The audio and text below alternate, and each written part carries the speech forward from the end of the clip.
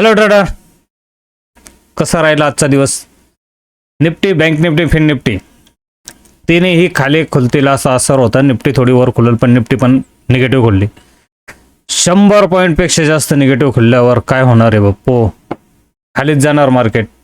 काल सांगितल्याप्रमाणे माझं एक्सपेक्टेशन होतं निफ्टी 22,150च्या वर खुलण्याची शक्यता होती. याच्या खाली नाही जायला पाहिजे होतं, पण खाली गेला आणि 22,070च्या खाली नाही गेलं, त्याच्यावरच राहिली. निफ्टी सस्टेन केली आणि 22,150च्या वर सस्टेन राहिलेली निफ्टी. बँक निफ्टी जे सांगितलं होतं त्याप्रमाणे बँक निफ्टी खालच्या टोकापर्यंत गेली होती. 47,400 एक्सपेक्टेशन होतं. 47,800च्या खाली जर निघाल तर 47,400 पर्यंत जाईल, पण ती खुल्लीच 47,400ला. त्यामुळे याच्या खाली काय बँक निफ्टी गेली नाही, तिथून वर आली. आणि फिन निफ्टीचं पण जे सांगितलं होतं की फिन निफ्टी कमीत कमी 21,000च्या खाली नाही जाणार, पण माझं एक्सपेक्टेशन होतं की फिन निफ्टी 21,250च्या वर फिन निफ्टीची एक्सपायरी आहे. पण तरीही मार्केट खालनं वर येऊन एक्सपायरी दिली. अजून 50-60 पॉईंट वर द्यायला पाहिजे होती, पण त्याच्या खालीच झाली. काय हरकत नाही, सगळ्या गोष्टी आपल्या मताप्रमाणे होत नाही. पण आता हा उद्या काय उद्या तर सुट्टी, परवाच्या दिवशी काय होऊ शकतं याच्यावर आपण एकदा चर्चा करू दे. परवाच्या दिवशी गुरुवारी एक्सपायरी निफ्टीची. आता वरून निफ्टी खाली जात होती, बँक निफ्टी, फिन निफ्टी तिन्ही खाली जात होते. पण आता ट्रेंड थोडा चेंज आहे. गुरुवारी मार्केट थोडं, जर काही न्यूज नसेल तर गुरुवारी मार्केट अपसाईड ओपन होईल. साईडवेज टू थोडं अपसाईड ओपन व्हायला पाहिजे असं माझं एक्सपेक्टेशन आहे. या म्हणजे मार्केटमध्ये तसं ट्रेड दिसतात की वर ओपन होईल, पण मी सांगितलं होतं की जर निफ्टी, बँक निफ्टी, फिन निफ्टी जर खाली ओपन झालं तर शॉर्ट कव्हरिंग होईल, त्यामुळे एकदम वर येणार नाही, खालीच ट्रेड करण्याची शक्यता आहे.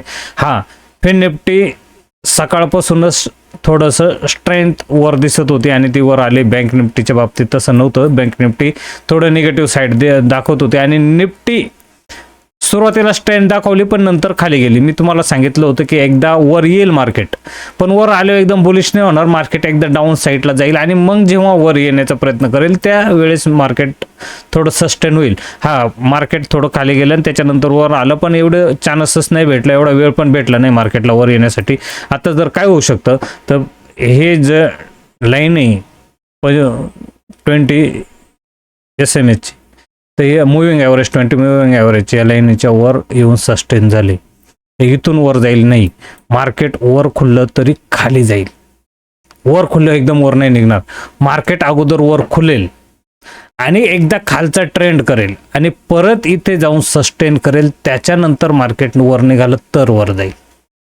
मार्केट वर खुलणार, पण मार्केट खाली ट्रेंड करणार आणि एकदम तर तुम्हाला चान्स पण नाही देणार एका झटक्यात मार्केट खाली जाईल. कारण अजून जे पण क्वांटिटी आहेत ते निगेटिव्ह क्वांटिटी मार्केटमध्ये बनलेल्या आहेत. फ्युचरच्या पण क्वांटिटी आणि सगळ्या क्वांटिटी निगेटिव्ह बनल्या असल्यामुळे मार्केट वर खुलून खाली जाईल. मार्केट सरळ गॅप डाऊन खुलत खाली आलेले. याच्या जर खाली मार्केट निघालं तर मार्केट फॉलला जाईल. कारण आत्ता ज्या ठिकाणी मार्केट उभं आहे ते एकदम व्यवस्थित लेवल आहे आणि इथून मार्केट वर आलं पाहिजे. हां, जर लेवलनुसार जर ट्रेंड करायचे म्हणलं तर आपल्याला कशा प्रकारे ट्रेड केला पाहिजे, तर 22,160च्या वर जोपर्यंत मार्केट आहे, निफ्टीच्या बद्दल बोलते, जोपर्यंत मार्केट आहे, निफ्टीची एक्सपायरी गुरुवारी, त्यामुळे जोपर्यंत 22,160च्या वर आहे तोपर्यंत तुम्ही शॉर्ट अजिबात बनवू नका. 22,160च्या वर मार्केट हळूहळू ट्रेंड करत 22,280 याला टच करेलच आणि याच्यानंतर थोडं रिव्हर्स होईल. त्याच्यानंतर रिव्हर्स होऊन परत 22,100 पर्यंत जाईल आणि त्याच्या जर खाली निघाले आणि जर त्यांनी 22,070 हा तोडला तर मग 22,070च्या खाली राहिले 21,950.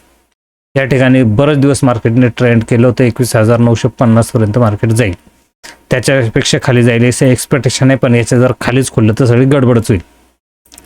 बँक निफ्टीच्या बद्दल जर चर्चा केली तर बँक निफ्टी 47,800च्या वर येऊन द्यायला पाहिजे.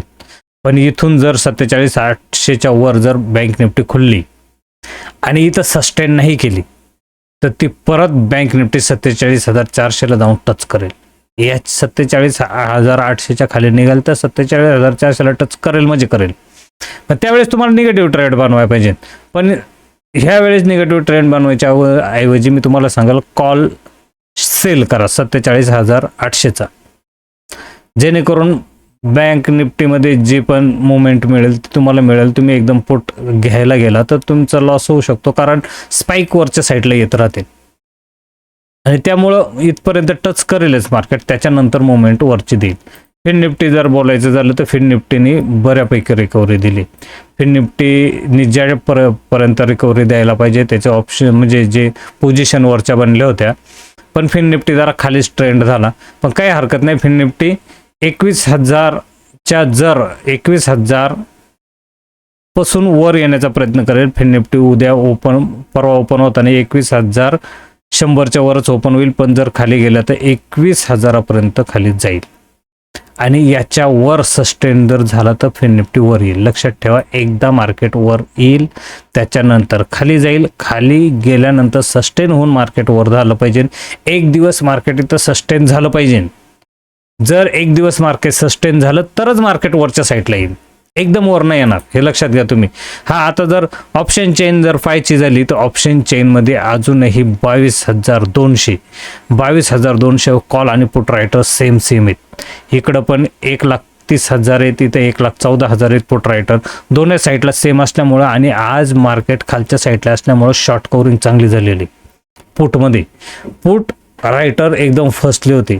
काही बऱ्याच अंशी मार्केट जसं जसं वर येत गेलं तसं त्यांनी शॉर्ट कव्हर केले, त्यामुळं मार्केट वर आलो खाली जायचं, वर आलो खाली जायचं, वर खाली. त्याचं कारणच हे होतं की ती शॉर्ट कव्हरिंग होत होती. जे कोणाचं फसलेली पोझिशन असते ती वर आलं का तो एक्झिट करायचा, त्यामुळं मार्केट परत रिवर्स खाली जायचं. आणि आज काय बँक निफ्टी आणि फिन निफ्टीचं काय पाण्यात काय अर्थच नाही, कारण आज पूर्ण नवीनच डाटा होता. या ठिकाणी पाहायला गेलं तर बँक निफ्टीमध्ये 47,500 याचे स्टॅडल ट्रायंगल चांगल्या प्रकारे प्ले केला गेला.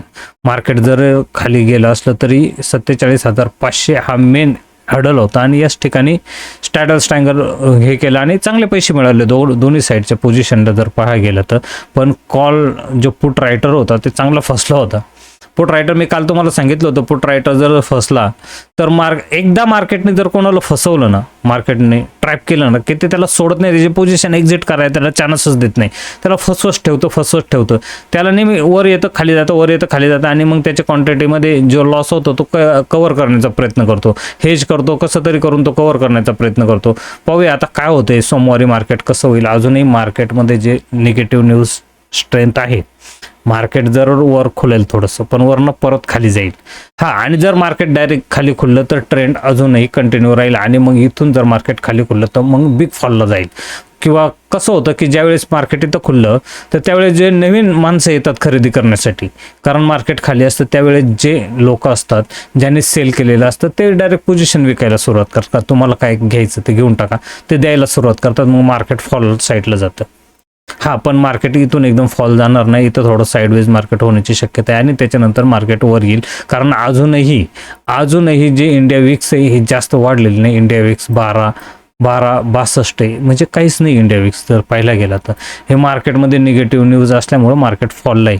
पण मार्केट जे पण आहे ते आता थोडं सस्टेनेबल आहे की हा जी प्राइस थोडं सस्टेन करू शकते अजून मार्केट. ओके, तर पहा, ट्रेड करा, व्यवस्थित ट्रेड करा आणि सेल साईडला ट्रेड घेतलं तर बरंच होईल. का अगोदर मार्केटमध्ये आज दिसत होतं की डाऊन साईडला येईल, पण नंतर डाटा चेंज झाला आणि थोडा न्यूट्रल डाटा आहे, थोडासा अप साईडला डाटा आहे, त्यामुळे पोझिशन थोडीशी अप साईडला येऊ शकतं. Okay, take care, thank you, bye bye.